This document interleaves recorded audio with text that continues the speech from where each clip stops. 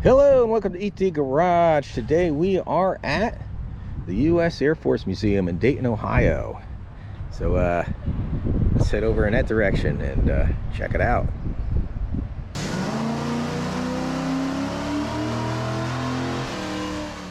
Okay, here we are.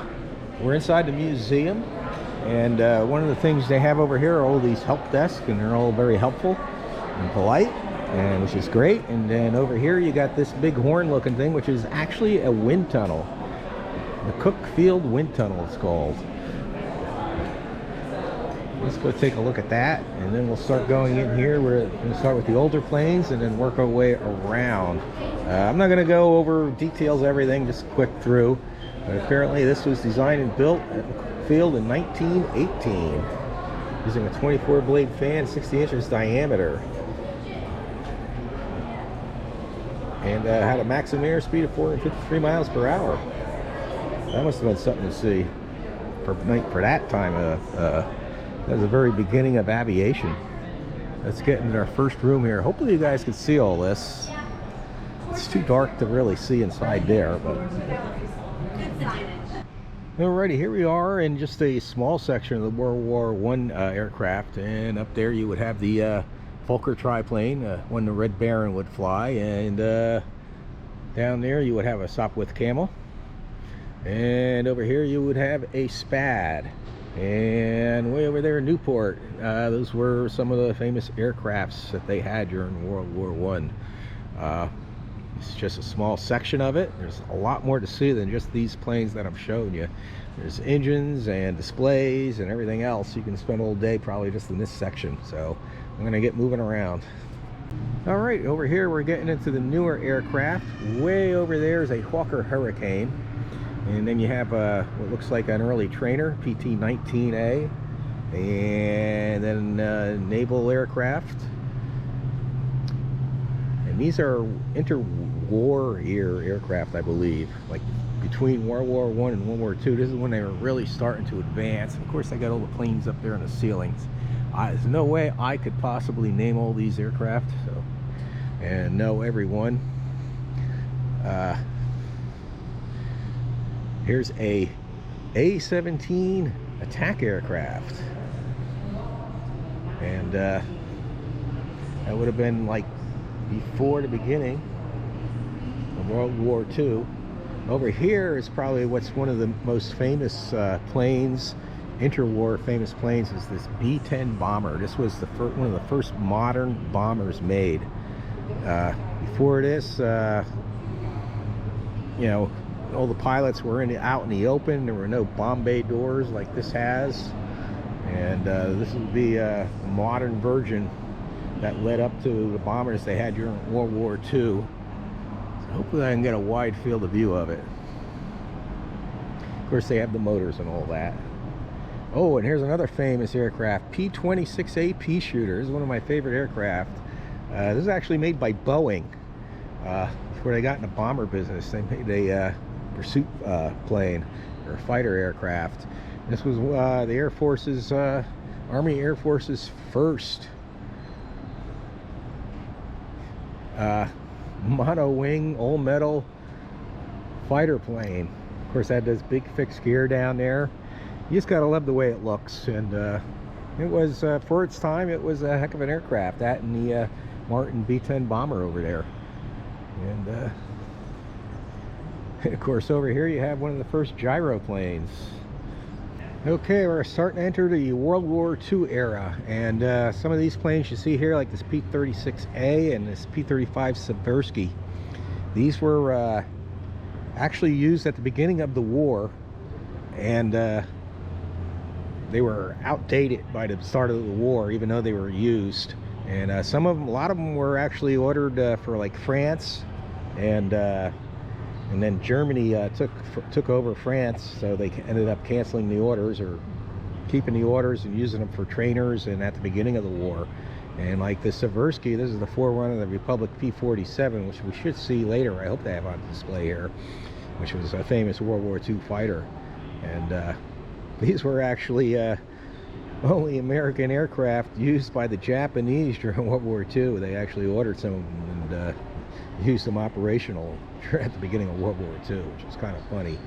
But stuff like that still seems to like it goes on today. So it isn't funny, but in a way it's ironic, I guess. So let's go around here and see what we can see.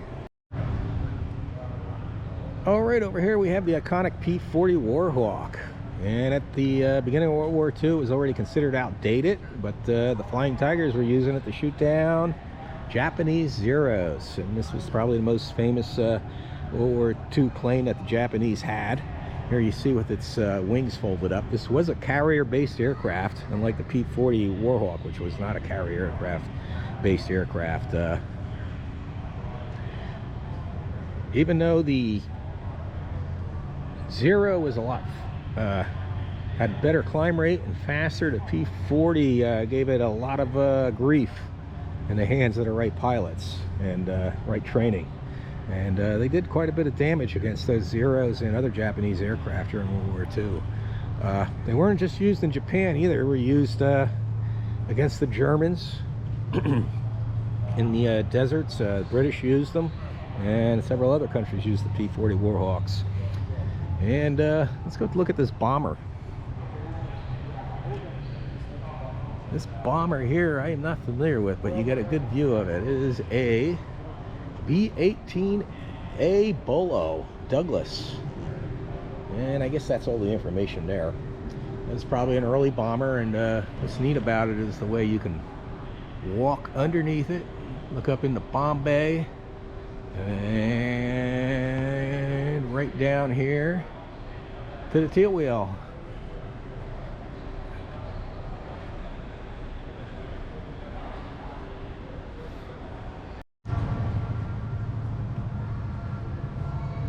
All right, here we have the B-25, one of the most famous twin-engine bombers of World War II.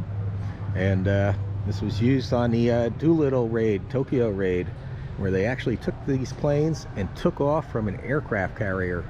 And it was the first attack we made on Japan after Pearl Harbor. And definitely surprised the hell out of Japanese. And we'll go over here and we'll look at the motor. And this is one of the engines, the Wright R2600 Cyclone 14 2600 series, made 1500 horsepower. Of course, you can see on the cutout they have all the connecting rods, the crankshafts, the pistons, the cylinders, and right there is one big supercharger. And that funny thing's a carburetor, and all that other stuff on the back, I have no idea what that is, but this is it.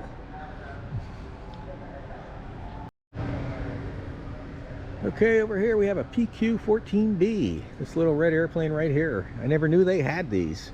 These were actually designed to be flown by remote control from the ground or another aircraft for training. So they were basically moving targets for other aircraft to shoot down. And they were designed just for that. They were just designed as drones, basically, for being shot down. I never knew they had these during World War II, but there's one. I wouldn't mind hopping into that and flying it the way it is. It has retractable gear. It does have a seat for a cockpit for a pilot for taxiing purposes and stuff like that. So let's go look at some of the other aircraft. Okay, over here we have a P-39Q. The Bell P-39 was a unique aircraft of World War II. The engine was behind the pilot, and then they had a 37mm cannon that basically was between the pilot's legs and shot right out the propeller right there. That's the barrel. And it was a pretty unique aircraft for its time. And we'll come over here and we'll go ahead and look at the how everything works. Like, there's the prop, there's the barrel sticking out the front, there's the barrel right there, here's the actual cannon, 37mm cannon, and that's the drive shaft right there. That comes to the motor. And the pilot would be sitting like right around here, and that is the Allison V1710. This was a very good motor. It did not have the high altitude performance of the Rolls-Royce Merlin engines that they used in the P-51 Mustangs, but at lower altitudes it was actually considered a better motor. Later on they did make turbo supercharged versions of these. Like this only had a supercharger, which would have been way back there. And later on they added turbos on top of that in planes like the P-38 Lightning, and I forgot what other aircraft, but I think P-60, they came out with another version of the P-39 called the P-63. I don't know if they have one here, and I believe that was turbo supercharged. I can't remember. Someone correct me in the comments below if I'm wrong, but the Russians loved this aircraft.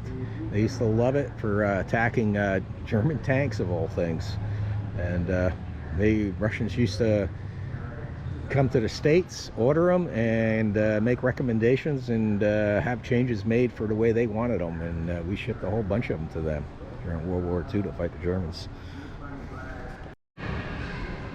Okay, now we're getting into the big bombers of World War II, the B-24D, and way over there is the famous B-17, and over here is a Boo fighter, which was a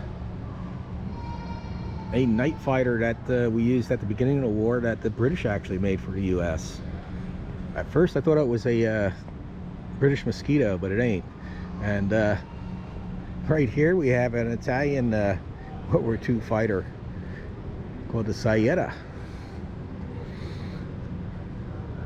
And you don't see too many of the Italian fighters, but that's what it looked like. I don't know too much about those. The B-24 and the B-17, they took a lot of heavy losses during World War II.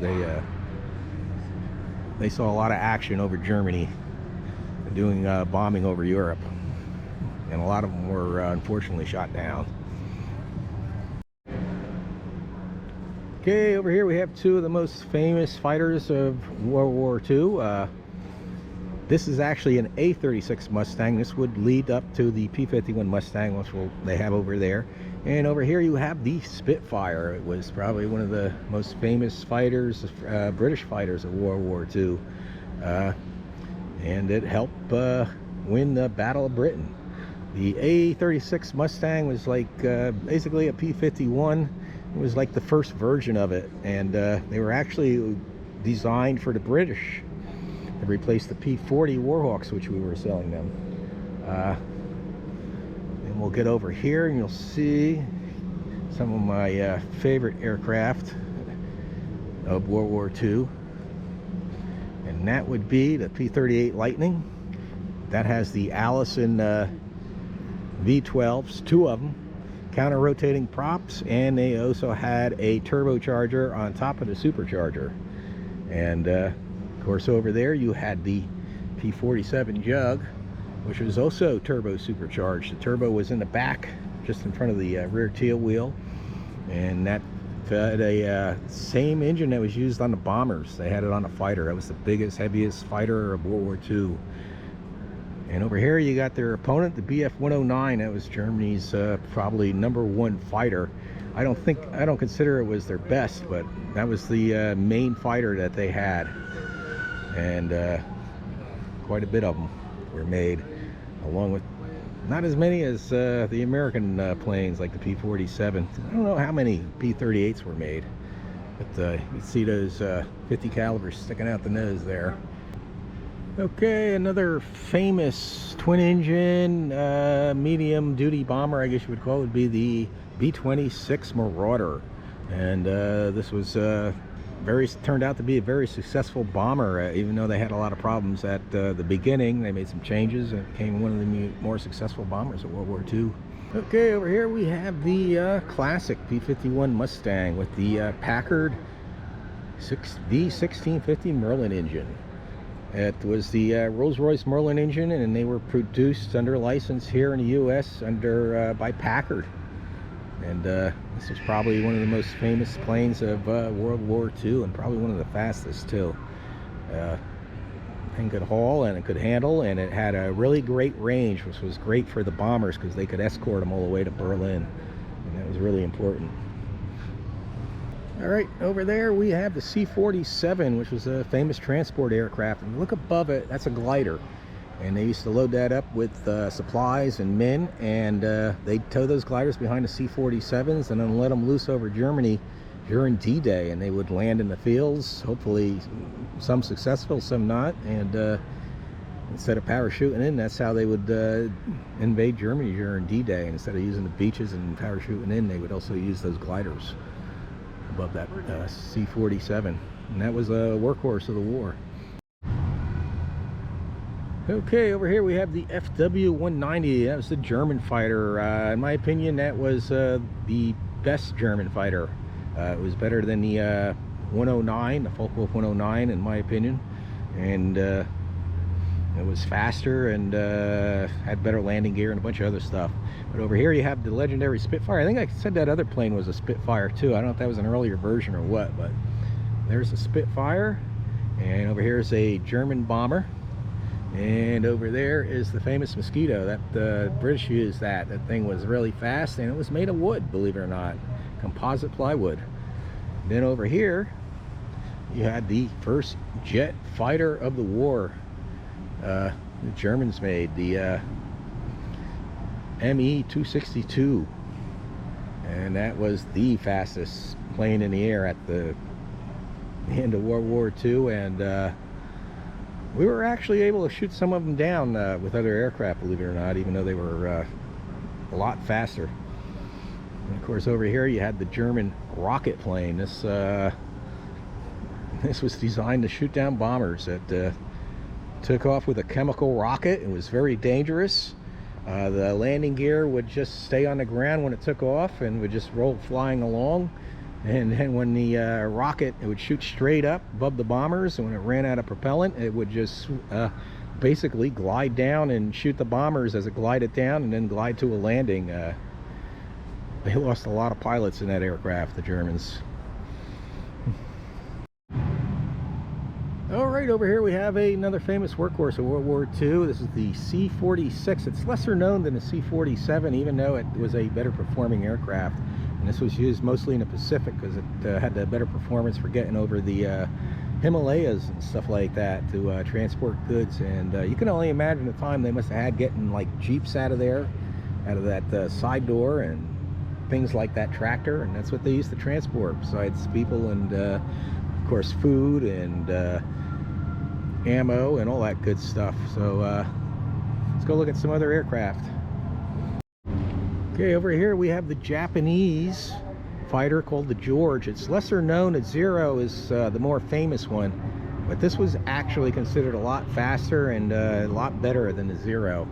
And you know, it was used more towards, I guess they came out with it more towards the end of the war if you read all this info on it. But that's interesting to know. Everyone thinks of this Japanese Zero during World War II, but the George was actually the better fighter, I guess. Okay, here you have this big 75mm cannon, M10 75mm cannon. These were mounted in aircraft. I could only imagine what this was like firing these, basically what are artillery shells from the nose of an aircraft. And I guess they used them in like the B-25 and B-26 or A-26s for attack, ground attacking. And you could easily take out a tank with one of those, no doubt about it. Do lots of damage. I think I read somewhere or heard it on the Discovery Channel that these things, you should just kick the whole aircraft sideways when you fired them. So they must have had a heck of a kick.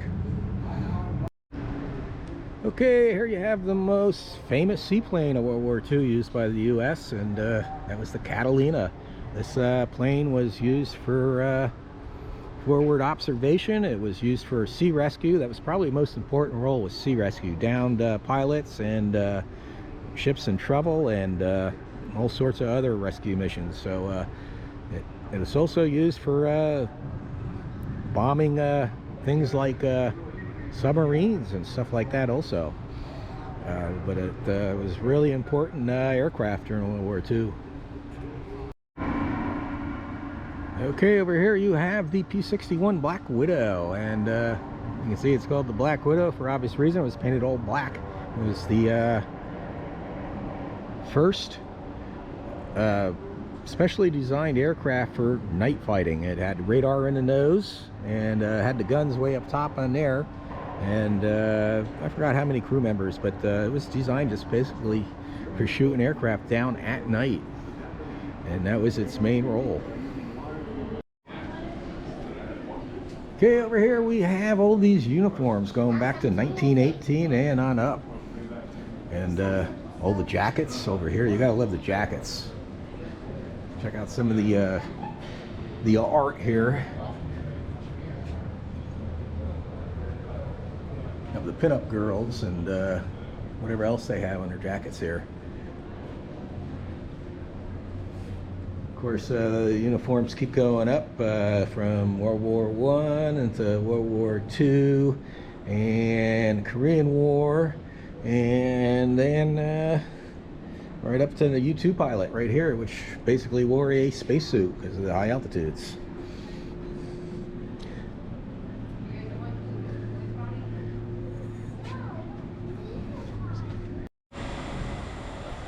Okay, over here you have these simulators you can take a ride in. I don't know what the prices are, but I might try one out later. I'm a little afraid of getting airsick, so I don't know if I will. But we're going to head over to the Korean War section, and here we go, the Air Force in Korea. And here you have the C-124. It was probably one of the first modern transport aircraft, and that thing is gigantic. And you can see how they load it and unload it. And I'm not going to take a walk through there right now, but maybe later on I'm going to go see the rest of the stuff, because there's definitely a lot to see.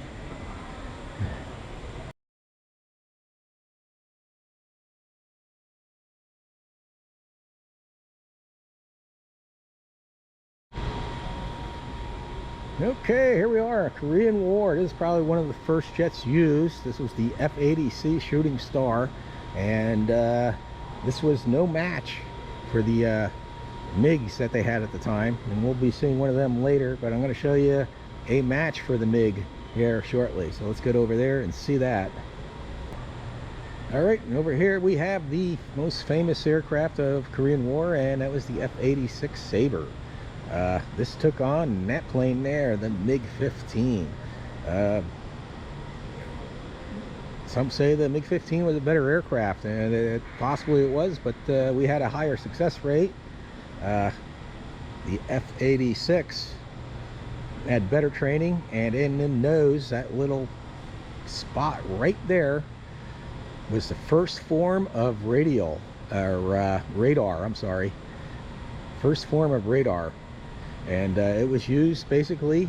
The only thing it did was it gave a lead. It had a little HUD with the target crosshairs, and it gave like a little bit, it calculated the lead that you needed on the MiG-15 most likely, or any other aircraft that you're in combat with, aerial combat with, and which made their shooting a lot more accurate.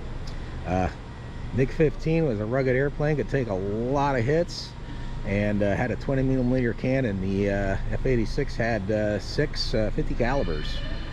They wish they had heavier calibers for that aircraft, but they're so successful against the MiG-15s.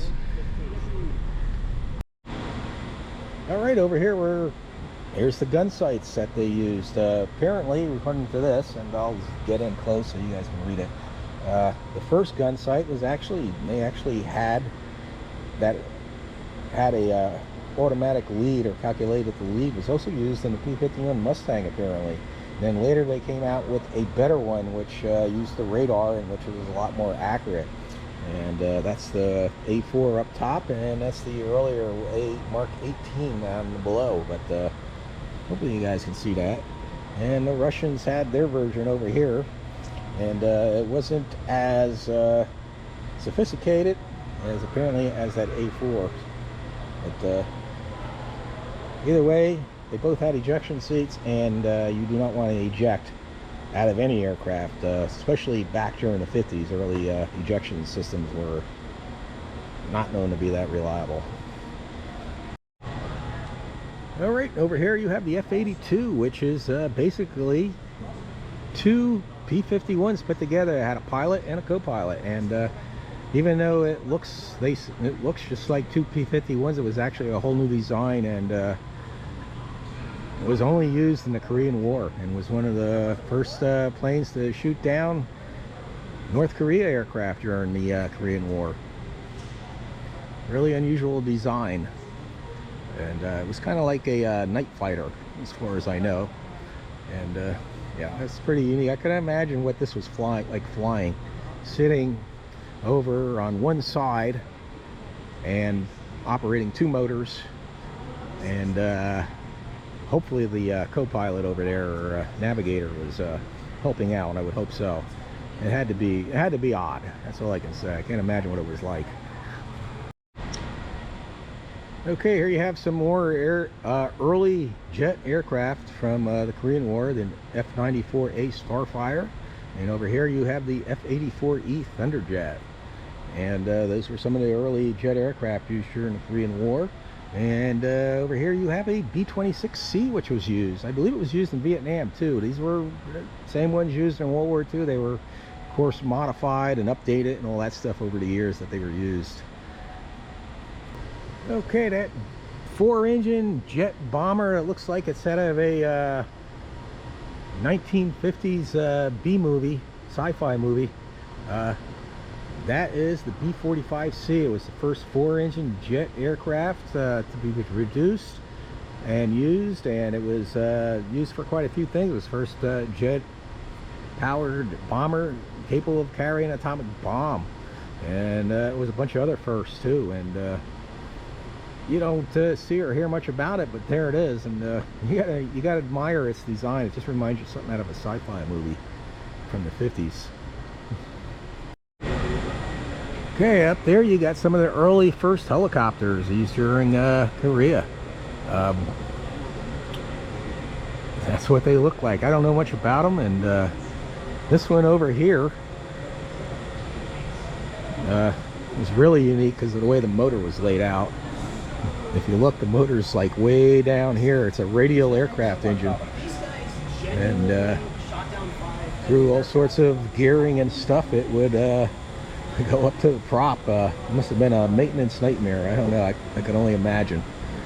But they were very important. Air rescue and a bunch of other things. They're used by the Air Force and the Navy, and sure, they probably, I wouldn't be surprised if they're used by the Army too. Okay, here we are in the Cold War gallery, and in front of me is a giant bomber which has 6 pusher propeller engines and total of 4 jet engines. It said 6 turning and 4 burning, and it was a Cold War beast. It was a maintenance nightmare, and they served their purpose until the B-52 took over. And its job had one job: to deliver this sucker right here, Mark 17 thermonuclear bomb. And that's how big it was. The thing's gigantic, and you can see why they needed a gigantic aircraft to haul this thing. And it is just amazing. Here's something I'm familiar with, are these right here. If you ever want to bust a nut, try pushing one of these under a B-52. This is what they used on the B-52s, and these are Mark 28 thermonuclear bombs. And at the Loring Air Force Base, we used to have, I believe, these and the B-61 nuclear bombs, and they went on one of these trailers. And I don't know if you can see it on that wheel over there. You see there's like a little gear mechanism on the inside.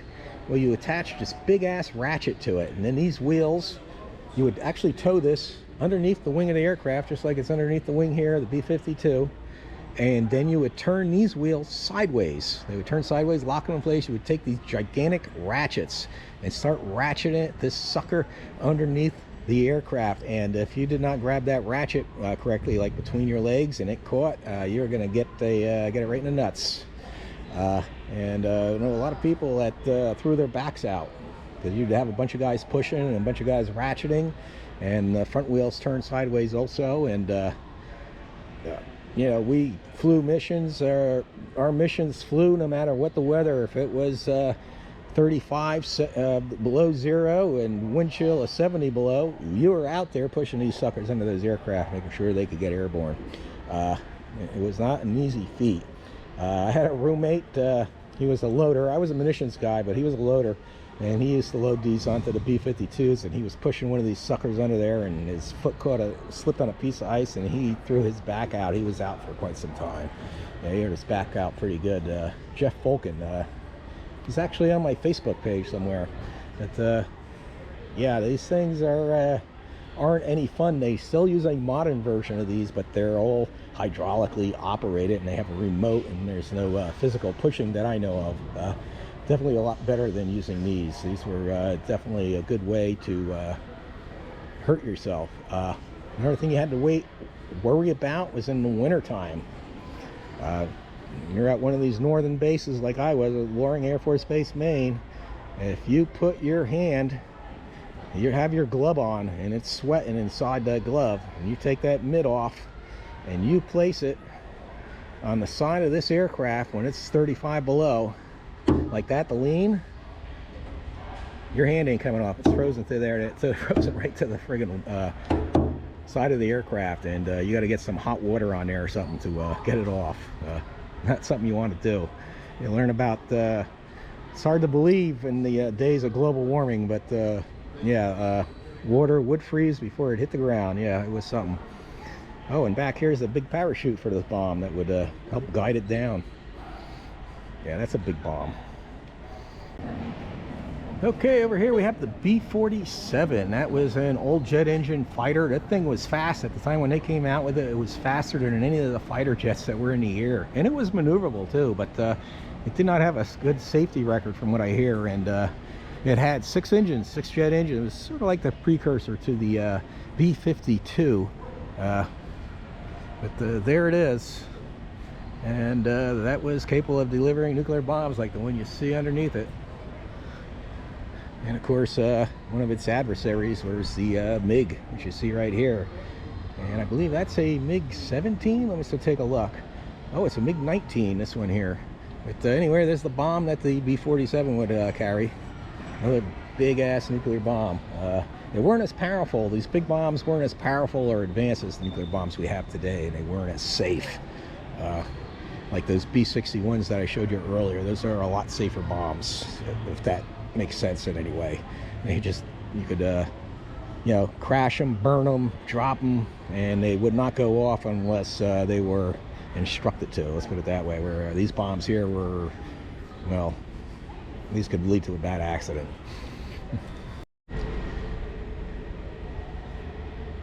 Okay, over here we have the famous B-58 Hustler.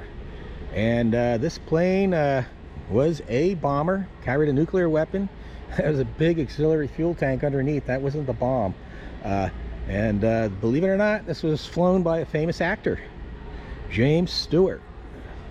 He was a general, actually, in the Air National Guard, and he actually set a couple of records in the B-58 Hustler. And over here, they have the famous clamshell ejection seat, and another technology from the Cold War that you didn't want to use. B-58 escape capsule. This thing would actually just clamshell over the front of you, I think, when you eject it. I don't know how successful it was. Hopefully no one had to use them.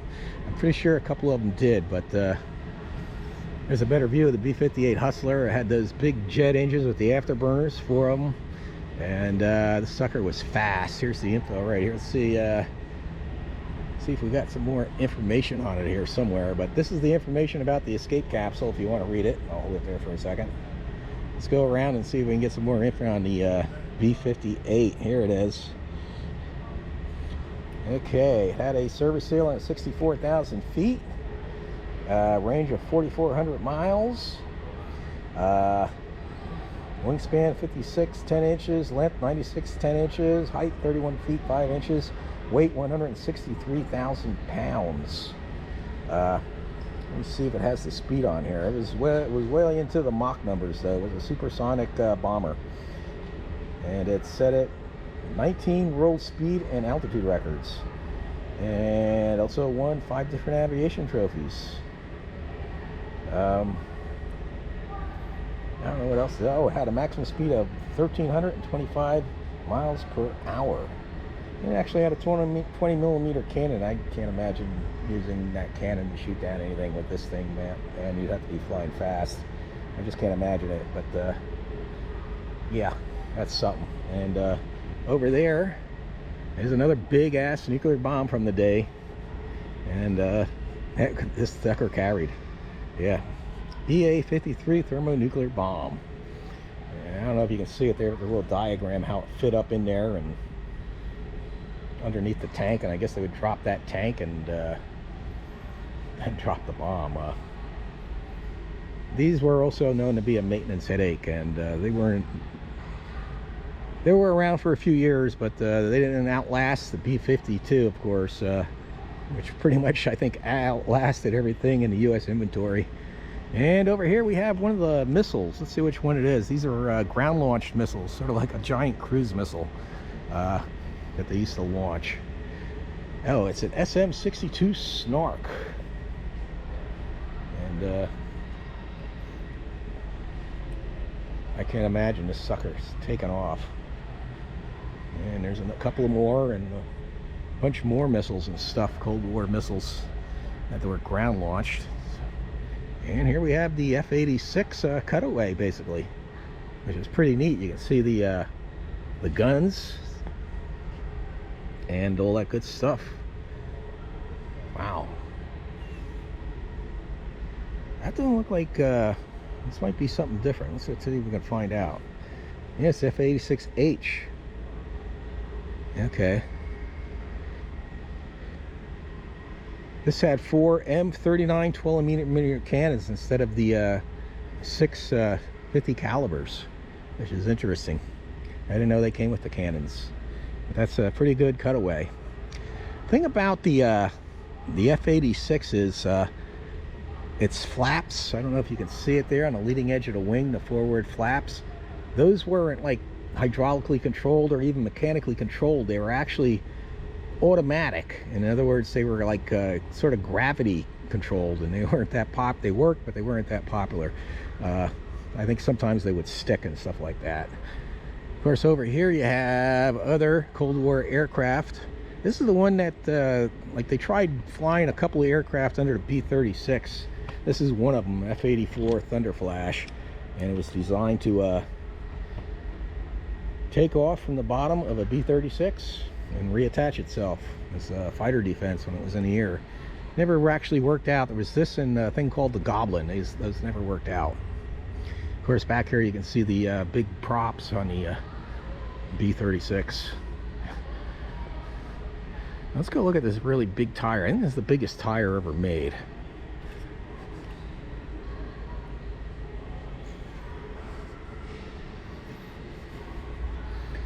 Oh, AXB-36. Yep. And that tire was like one of the largest aircraft tires produced in the U.S. to that time. Manufactured by Goodyear. The tire was 110-inch in diameter, 36-inch width, weighed 1,320 pounds. Each tire is of 30% nylon cord. Wow, that's just big. Yeah, that's a big tire. I wouldn't have to want to change them. Okay, here you have another version of the B-29. It looks like it has a radar on the back. I'm not sure of all the details, but it looks like it was a radar aircraft used for flying radar, basically. And over here you have an F-84F Thunderstreak, which was one of the early jet fighters of the Cold War. And over here you have another derivative of the B-29, the KC-97L. It's basically a cargo version of the B-29, another big aircraft. And let's go look at some of these other aircraft over here. One of the Grumman HU-16B Albatrosses. That was one of the seaplanes used back then. And I'm not familiar with all these aircraft, but I'll go take a look. Of course, we have another big nuclear bomb over here, bigger than a Jeep. And I want to go look at this. This thing's a wreck over here. There's another big nuclear bomb. This looks like might be an F-100, 101. We'll find out. Oh, it's an XF-90.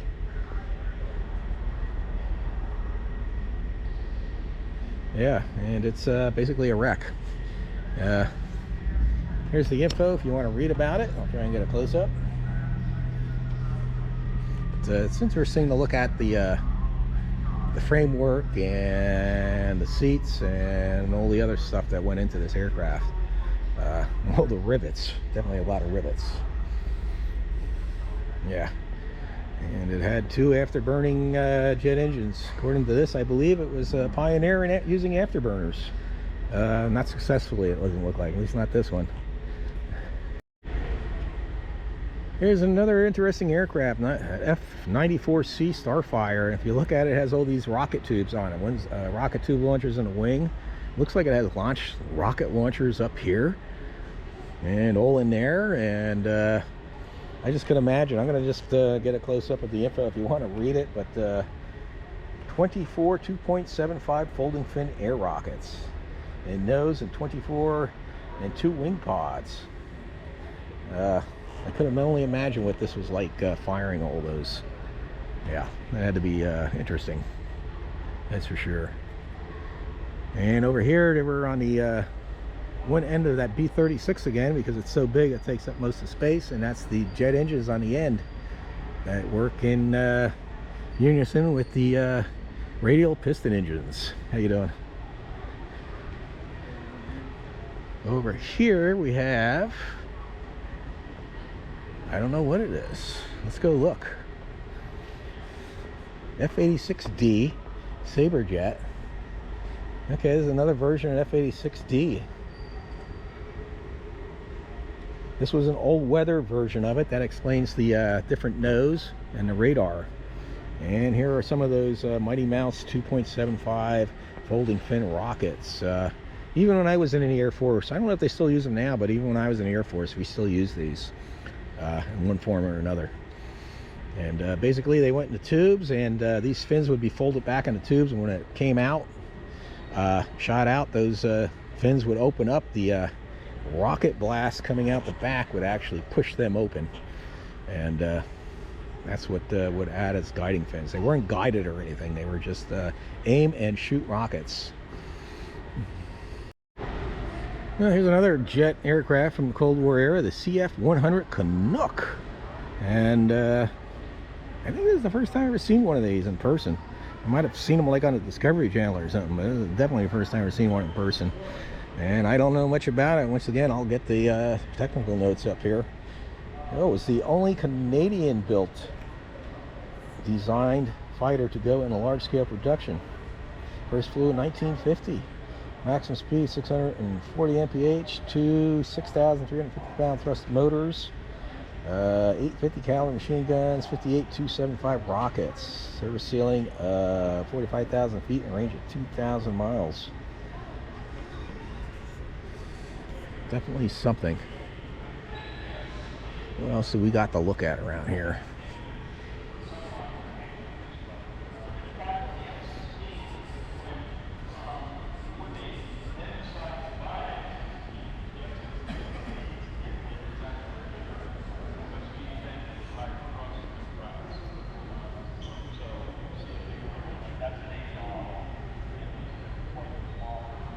F-89J Scorpion, and another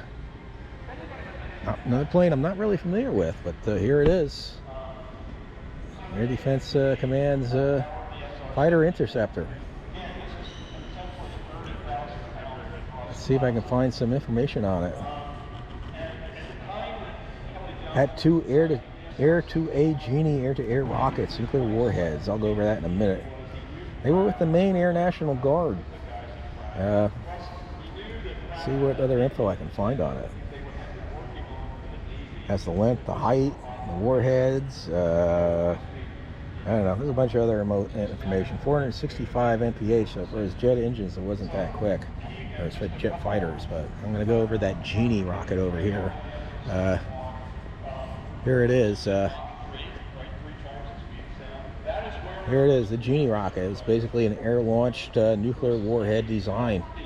It would be dropped from an aircraft, and I think it had a range of about 100 miles or something like that. This one, in this case, it was launched from 18,000 feet from an F-89.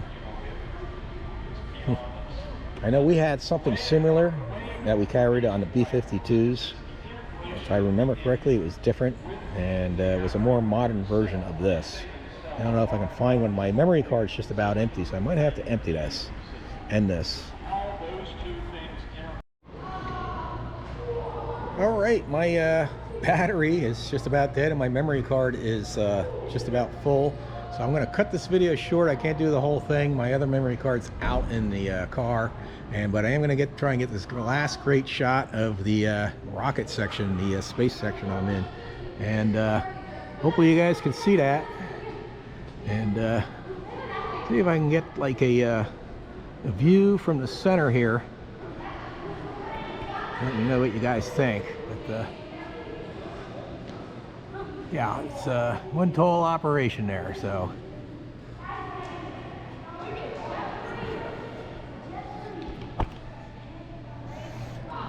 So I'm going to end the video here. Sorry about running out of memory and battery, but there's a lot to cover. So I hope everybody has a great day, and God bless.